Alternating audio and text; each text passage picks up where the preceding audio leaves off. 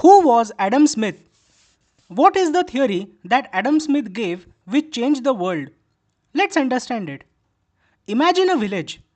In this village, everyone is used to do everything on their own. They made their own clothes, grew their own food, fixed their own tools. But then something amazing happened. People started specializing. The tailor stopped farming and made only clothes. The farmer stopped making clothes and grew only wheat. The blacksmith focused only on tools. Now, instead of doing everything poorly, everyone did one thing really well and traded with each other. This idea of specialization and trade is at the heart of Adam Smith's theory.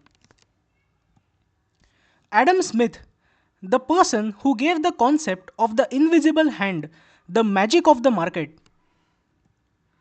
Adam Smith said that people don't need to be told what to do. Let them follow their self interest, and society will benefit. If the baker wants to make money, he will bake the best bread. If the shoemaker wants to earn, he'll make strong, comfortable shoes. Everyone acts out of self interest, but the result is good for all: tasty bread, strong shoes, and happy customers, and lower prices. This Smith called the invisible hand, a magical force that guides the market without anyone controlling it. Wealth of Nations. This was the famous book which Adam Smith wrote in 1776. In this book, he explained that countries grow rich not by hoarding gold but by producing goods and services efficiently. Free markets, where people can buy and sell without too much government interference, leading to prosperity. And competition keeps the prices fair and the products good. In short, Adam Smith was like the father of modern economics. He believed that let people do what they can do best. Let them trade freely. Trust the invisible hand. It will balance the system. And that's how individual greed, which if done ethically, can turn into collective good. Let's take more detailed and vivid journey into Adam Smith's economic theory. Adam Smith was a Scottish philosopher and economist. He is known as the father of modern economics. He laid down the modern system of capitalism followed by the entire world today. His most famous book, Wealth of Nations, laid the foundation of capitalism and modern economic thought. What are the main concepts in Smith's theory? The first concept is division of labor.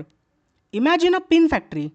If one person makes a pin from start to finish, they may make 10 pins a day. But if the job is split in 18 small steps, cutting, shaping, sharpening, packaging, and each worker does just one step, they can make thousands of pins in one day, thereby increasing efficiency. When people specialize, they become more skilled, faster, and more productive, and this makes society wealthier. This was the concept of specialization and division of labor. But the division of labor is limited by the extent of the market. Division of labor is taken further in large towns than in smaller villages.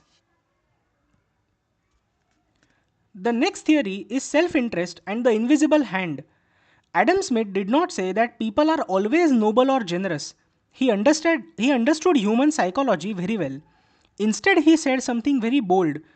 It is not from the benevolence of the butcher, the brewer, or the baker that we expect our dinner, but from their regards to their own interest. What does it mean? It means that the baker bakes bread not to feed you, but to earn money.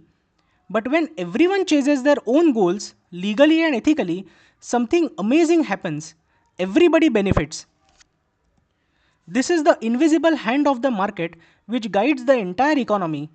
It is like a natural order. No one controls it, but it works. And it tells the economy what to produce, how to produce, for whom to produce, and how much price should be kept for the products and services. Another concept of Adam Smith is free markets and limited government. Smith believed that the best economic results come when markets are free with minimum government interference. He was not against all government. but just thought that its main jobs should be to protect people from force or fraud, defend the country, and build basic public goods like roads and schools. He warned against too much government control, monopolies, or heavy taxes that could choke innovation and trade. The next concept of Adam Smith is value and price. He talked about two kinds of value. The first is value in use, how useful something is, like water. And the second is value in exchange, how much it can be traded for, like diamonds. Even though water is essential, it is cheap. And diamonds, which are not essential, are expensive. This paradox, why useful things are cheap and luxury things are costly, fascinated him and became the seed for future value theories. Even though water is essential, it is cheap because it is available in abundance. And diamonds, even though they are not necessary, but they are rare and difficult, that's why they are expensive. To summarize, Adam Smith's vision was that people should be allowed to do what they are best at, also called specialization or division of labor. They should be allowed to freely trade and chase their own interests.